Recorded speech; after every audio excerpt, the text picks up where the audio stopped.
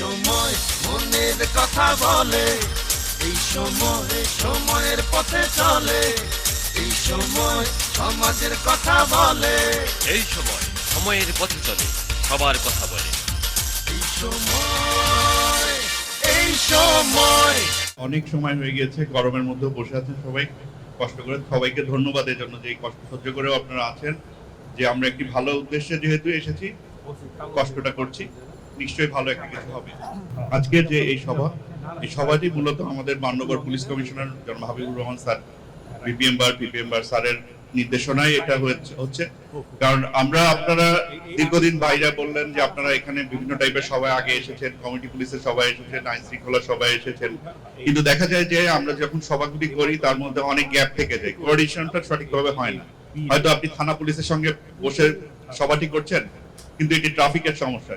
এই সমস্যাটি তখন হয়তো আমরা মেসেজটা পৌঁছে দিই, কিন্তু সরাসরি সেই ট্রাফিকের প্রতিনিধি না থাকার কারণে জিনিসটি সমাধানটা হয় না, কিংবা তাদের বক্তব্যটি আমরা জানতে পারি না।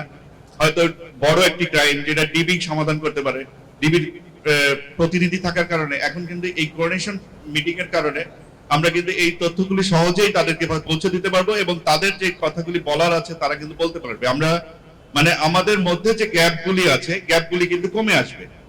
আমাদের আসলে এখানে উদ্দেশ্য কি? আমাদের উদ্দেশ্য হচ্ছে যে এখানে বংশাল যে থানা, একেবারে যদি আমরা ইউনিট হিসাবে চিন্তা করি, বংশাল থানা এটা শান্তি শৃঙ্খলা রক্ষাই আমাদের তো সবার উদ্দেশ্য এবং আমাদের চাওয়া। এখানে তো শুধুমাত্র আমাদের ব্যবসায়ী ভাইরা কিংবা আমাদের যারা চাকরিজীবী আছে তা না, এখানে কয়েক লক্ষ অধিবাসী আছেন যারা সাধারণ মানুষ এখানে বসবাস করেন।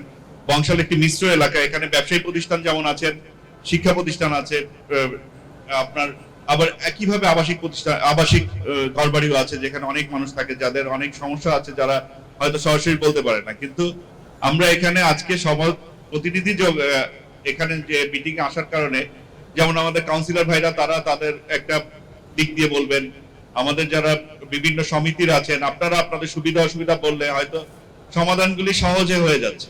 আমাদের ট্রান্সপোর্টের ভাই বললেন যে ট্রান্সপোর্ট শুধুমাত্র ট্রাফিকের একমাত্র কারণ না, ট্রাফিক জ্যামের। আসলেই তাই, যে সমন্বিত বিভিন্ন যে আমি দেখি যে আমরা যখন যাতায়াত করি দেখি ফুলবাড়িয়া থেকে এদিকে আসতে হয়তো একটা রিক্সাই উল্টা যাচ্ছে, এই একটা রিক্সায় একজন ভদ্রলোক হয়তো কিছু মাল কিনে নিয়ে উল্টা চলে যাচ্ছেন, যার ফলে একটা জ্যাম তৈরি হচ্ছে। কিন্তু মনে হচ্ছে যে একটা রিক্সা যাচ্ছে, কিছুই না, সেরকম একটা রাস্তার তুলনায় একটা রিক্সা কিছুই না, কিন্তু এই একটা রিক্সায় একটা বড় ডাবল ডেকার বাসকে থামিয়ে দিচ্ছে, একটা ট্রাককে থামিয়ে দিচ্ছে যাওয়ার জন্য। তো এভাবে যদি আমরা আমাদের সমন্বয়গুলো করি, নিজেদের মধ্যে গ্যাপগুলি যদি আস্তে আস্তে, এটা প্রথম সভা, এই সভা চলমান থাকবে ইনশাল্লাহ, এবং আমরা যদি আমাদের মধ্য থেকে এই গ্যাপগুলি ধীরে ধীরে অতিক্রম করতে পারি, তাহলে কিন্তু একসময় দেখা যাবে যে আমাদের যে সাধারণ যে বিষয়গুলি আছে আমরা এই বংশাল থানাতে বসেই কিন্তু আমরা কাজগুলি শেষ করে ফেলতে পারবো। বংশাল এলাকার যে সমস্যা, হয়তো অনেক সময় দেখা যায় কি যে যাদের কোনো একটা সমস্যা হলো, সে তার লাইনে সর্বোচ্চ পর্যায়ে যাওয়ার চেষ্টা করেন, হয়তো রাজনৈতিক নেতৃবৃন্দ আছেন, তারা কিন্তু তাদের রাজনৈতিক নেতৃবৃন্দের মাধ্যমে বলে আমাদেরকে খবরটা পৌঁছাতে হয়। কিন্তু যদি কিংবা আপনারা যারা সমিতি আছেন তারা হয়তো মন্ত্রণালয়ের মাধ্যমে কিংবা মেয়র সাহেবের কাছে কিংবা আমাদের কমিশনার স্যারের কাছে একটা সমস্যা নিয়ে যেতে হয়। কিন্তু এই সমস্যা, ছোট একটা সমস্যা যদি এখানে আমরা কোঅর্ডিনেশন মিটিং এর মাধ্যমে সমাধান করে ফেলতে পারি, তাহলে কিন্তু আমাদের নিজেদের মধ্যেও সৌহার্দ্য বৃদ্ধি পায়, এবং আমরা এখানেই সমাধানটা অনেক অল্প সময়ের মধ্যে করা যায়। তাই এই বিষয়ে আমরা ভবিষ্যতে আরো কাজ করব। এই যে এখন যে গ্রীষ্মকাল আছে, গ্রীষ্মকালে আমাদের এই বংশাল এলাকায় একটা বেশি থ্রেট থাকে, আগুনের থ্রেট। আমাদের ফায়ার সার্ভিসের ফায়ার ফাইটার ভাইরা যে তাদের জীবন বাজি রেখে সবসময় কাজ করে, তাদের কাজ আমরা তো পুলিশ হিসাবে আইন শৃঙ্খলা রক্ষার সময় তাদের পাশে দাঁড়িয়ে কাজ করি। তো দেখা যায় যে তারা জীবনের কি পরিমাণ ঝুঁকি নিয়ে কাজ করেন, এবং প্রতি বছর কিন্তু ফায়ার ফাইটাররা নিয়মিত আহত হচ্ছেন। নিয়মিত পুলিশ যেমন তার দায়িত্ব পালন করতে যে আহত নিহত হচ্ছে, ফায়ার ফাইটাররাও কিন্তু একইভাবে আহত নিহত হচ্ছে। এবং তারা যখন একজন ফায়ার ফাইটিং করতে করতে কোনো একটা ঘরের ভিতর ঢুকছে কিংবা বেরোচ্ছে, তাদের চেহারা যদি আপনি দেখেন, আপনি নিজেকেই নিজে ক্ষমা করতে পারবেন না যে আমার কারণে, আমার অবহেলার কারণে একটা আগুনের ফলে একটা মানুষ কিভাবে কষ্ট করছে। একইভাবে আমাদের সবার কিন্তু দায় দায়িত্ব আছে। আমাদের ব্যাংকার ভাই আসছেন, যে একটা আর্থিক প্রতিষ্ঠানে তাদের যে শৃঙ্খলা, তাদের যে বিষয় থাকে, একটা আর্থিক সাধারণ একটা জায়গায় একটা অপরাধ ঘটা আর আর্থিক প্রতিষ্ঠানে একটা অপরাধ ঘটা কিন্তু অনেক বড় বিষয়। যে আমার একটা বাসা বাড়িতে চুরি হওয়া একটা বিষয়, আর ব্যাংকে যে চুরি হওয়া কিন্তু অনেক বড় বিষয় হয়ে যায়। তো এই বিষয়গুলি যদি তারা আমাদের সমস্যাগুলি বলেন, আমাদের পক্ষ থেকে তো অবশ্যই সর্বোচ্চ চেষ্টা থাকবে সব ধরনের বিষয়গুলি সমাধান করার। আর তারপরে আপনাদের পরামর্শ অনুযায়ী, যেহেতু আপনারা আপনাদের নিজের সেক্টরে সবচেয়ে ভালো জানেন, আমরা হয়তো ওভারভিউ একটা জানি, কিন্তু আপনার নিজের সেক্টরের থেকে কোনটা করলে ভালো হবে, কোনটা করলে সুবিধা হবে, এবং অনেক সময় তথ্য দিতে পারেন না, যে যারা আপনাদের সমিতিতে আছেন হয়তো ভোটের রাজনীতির কারণে সরাসরি নিজে করতে পারেন না, কিন্তু তথ্যগুলি যদি আমাদের দেন, যে সব ব্যবসায়ী তো ভালো না, সব জনগণ সবাই তো অপরাধের ভালো না, কেউ কেউ অপরাধের সাথে জড়িত আছে। এই তথ্যগুলি হয়তো আপনি সরাসরি দিলে আপনার একটা ইম্প্যাক্ট পড়ে, যে আমি পদে থেকে আমার ব্যবসায়িক নামে একটা কথা বলছি। কিন্তু এই তথ্যগুলি যদি আপনারা আমাদেরকে দেন, গোপনে দেন কিংবা দেন, যারা সমাজের শত্রু, যারা ক্ষতিকর, তাদেরকে আমরা যদি নির্মূলে চেষ্টা করি, আশা করি বংশাল একটি বাসযোগ্য এবং আরো ভালো বাসযোগ্য অবস্থায় আসবে। আমরা গুলশান কনানির বর্ণনা দিব না, সেখানের পরিবেশ একরকম, কিন্তু আমরা যদি বংশালকেই একটা নির্দিষ্ট পর্যায়ে নিয়ে যেতে পারি, সেটাই আমাদের জন্য বড় সফলতা। যেখানে এখন আমেরিকায় বসে ভালো থাকার বাংলাদেশে বসে ভালো থাকার মধ্যে পার্থক্য আছে, কারণ ওখানে সিস্টেমটা ওইভাবে ডেভেলপ, আর আমাদের সিস্টেমটা আমাদের নিজেদের ডেভেলপ করতে হবে। তো সেই কাজটা যদি আমরা নিজেরা নিজেদের দায়িত্ব মনে করে নিজেদের নিয়ে করি, তাহলে কিন্তু জিনিসটা অনেক এগিয়ে যাবে। আমাদের যেমন সিসিটিভির একটা বিষয় আছে, যে বংশালে কিন্তু প্রতিটি জায়গায় যাদের সমিতি কিংবা মার্কেটে কিন্তু সিসিটিভি আছে। এই সিসিটিভি গুলোকে যদি আমরা একটু সমন্বয় করি, আমরা যদি সমন্বয় করলে দেখা যাবে যে হয়তো 30% জায়গায় আর লাগবে সিসিটিভি, কারণ সব জায়গায় আছে, শুধু একটু সমন্বয় করে হয়তো এন্ট্রি এক্সিট যেগুলো একটু গ্যাপ আছে, যেগুলো হয়তো দুইটা মার্কেটের মধ্যে গ্যাপ, হয়তো একটা ক্যামেরা দিলে হয়ে যায়। এই বিষয়গুলি যদি আমরা এগিয়ে আসি এবং খোলা মনে এগিয়ে আসি, যে ও আসতেছে না আমি কেন আসবো, এই সব ঠেলাঠেলি বাদ দিয়ে যদি নিজেরা খোলা মনে এগিয়ে আসি, ইনশাল্লাহ আমরা ভালো করব এবং আপনারাই ভালো থাকবেন, সবাই মিলে আমরা ভালো থাকবো।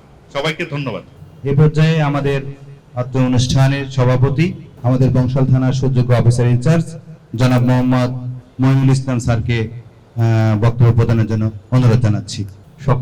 সকলকে ধন্যবাদ। আজকের অনুষ্ঠানের প্রধান অতিথি মাননীয় এডিসি স্যার, উপস্থিত এসি স্যারগণ, উপস্থিত আমার সহকর্মী এবং অত্র এলাকার কাউন্সিলর সাহেবগণ, রাজনৈতিক প্রতিনিধিগণ এবং সকল ব্যবসায়িক সমিতি সভাপতিগণকে আমার শুভেচ্ছা এবং ধন্যবাদ জানাচ্ছি। এবং এই প্রচন্ড গরমের মাঝে আপনারা আমাদের আহ্বানে সাড়া দিয়েছেন, এই জন্য আপনাদের সকলকে ধন্যবাদ। আমাদের বাজেটের স্বল্পতা অনেক, যার জন্য আমরা পাবলিকের পার্টিসিপেশনটা আমাদের প্রয়োজন হয়, এবং এই পাবলিক পার্টিসিপেশনের জন্য, আইন শৃঙ্খলা রক্ষার জন্য আমাদের যে ভিত তৈরি করতে হবে, এর জন্যই আপনাদের সাথে আমাদের একটা সমন্বয়। এবং যেহেতু আমরা সরকারি যে সংস্থাগুলি আছে, এর মধ্যে পুলিশ সবচাইতে জনগণের কাছাকাছি, এবং পুলিশের বিস্তৃতি বাংলাদেশের সব জায়গায়। এই জন্য আপনাদের প্রত্যক্ষ সহযোগিতা এবং পরামর্শ আমাদের আইন শৃঙ্খলা রক্ষার জন্য প্রয়োজন।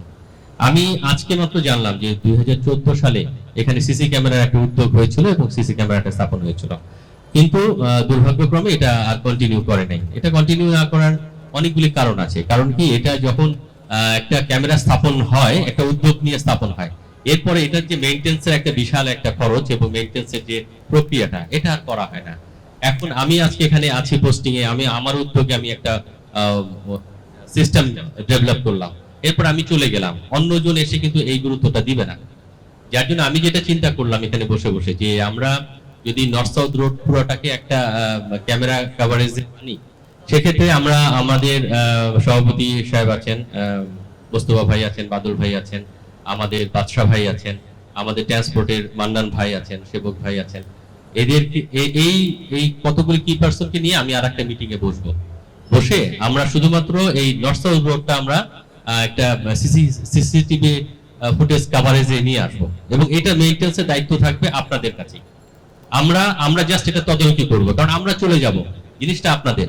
আমাদের উদ্যোগে যখন আজকে একটা জিনিস স্থাপনা হবে বা একটা প্রতিষ্ঠিত হবে, এটাকে মেইনটেন্স আপনারাই একটা কমিটি নিয়ে করেন। এখানে প্রচুর ব্যবসায়ী আছে, প্রত্যেক ব্যবসায়ী যদি কিছু কন্ট্রিবিউশন করে, এটা একটা মেইনটেইন করা কোনো বিষয়ই না।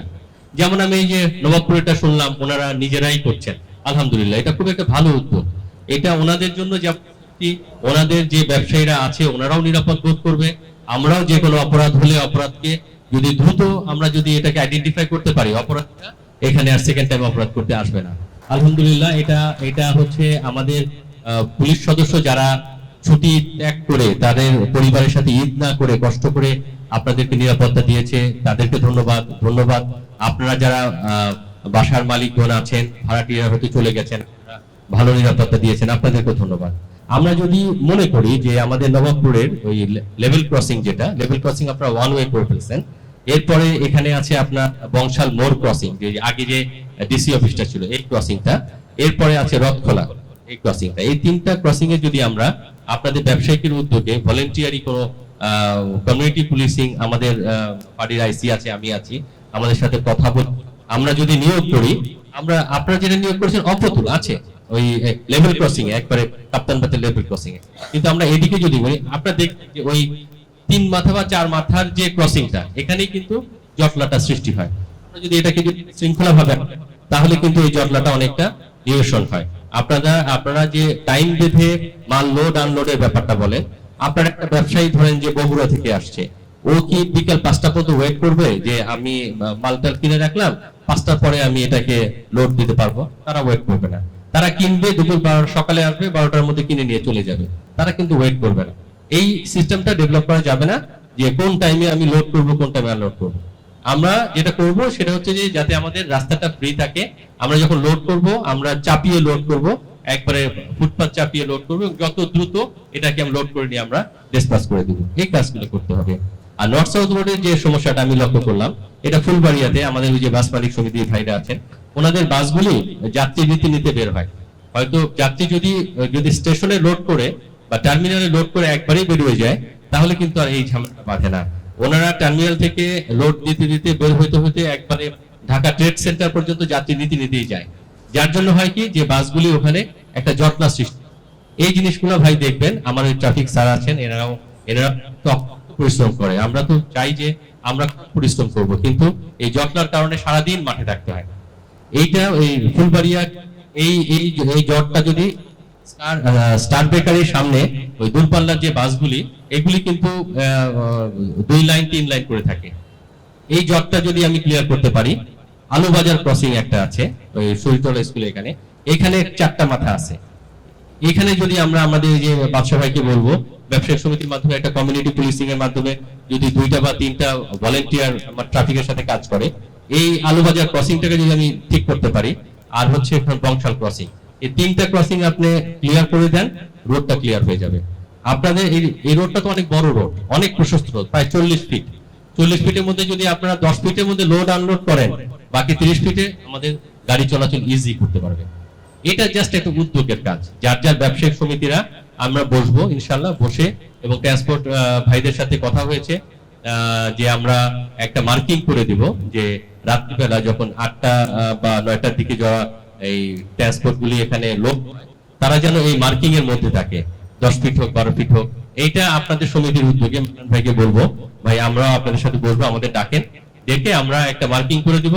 কারো কোনো ব্যবসা বাণিজ্য বিঘ্নিত হবে, এটা পুলিশ যেমন চায় না, বাংলাদেশ সরকারও তেমন চায় না। এখানে একটা কেন্দ্র ডেভেলপ হয়ে গেছে, রাতারাতি এটা পরিবর্তন করা সম্ভব না।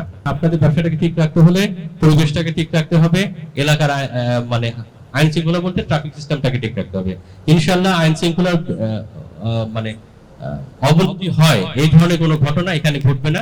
চুরি, ছিনতাই, রাহাজানি অনেকটাই কমে গেছে, আরো কমে যাবে। আপনাদের তথ্য যদি সুস্পষ্ট তথ্য পাই, এটা করব। তবে এই যে কিশোর গ্যাংয়ের ব্যাপার যেটা বললো, আমাদেরকে তথ্য দিতে হবে। সকলকে এখানে আসার জন্য ধন্যবাদ, আন্তরিক ধন্যবাদ। আমরা ইনশাআল্লাহ আবার একত্রিত হব। আরেকটা কথা, মান্নান ভাইয়ের প্রস্তাব আমার ভালো লেগেছে, সেটা হচ্ছে যে আমরাই আপনাদেরকে ডেকে নিয়ে আসি এখানে, কিন্তু এটা তো হয় পার্টিসিপেশন।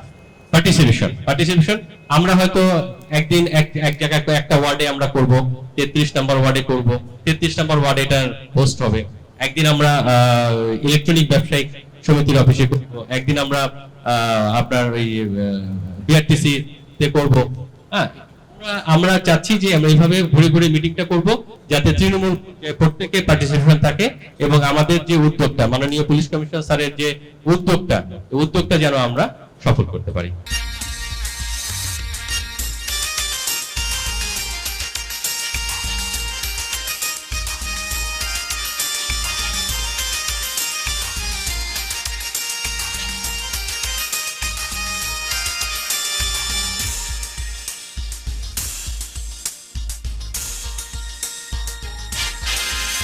ও ভাই বলতে যে চাই নাই দ্বিধা সংশয়, হচ্ছেটা কি চারিদিকে দেখুন এই সময়ে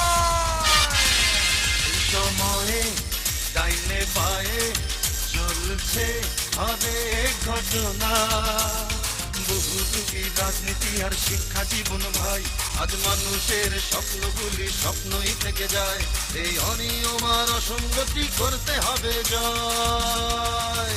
এই সময় মনের কথা বলে, এই সময় সময়ের পথে চলে, এই সময় সমাজের কথা বলে, এই সময় সময়ের পথে চলে, সবার কথা বলে। এই সময়, এই সময়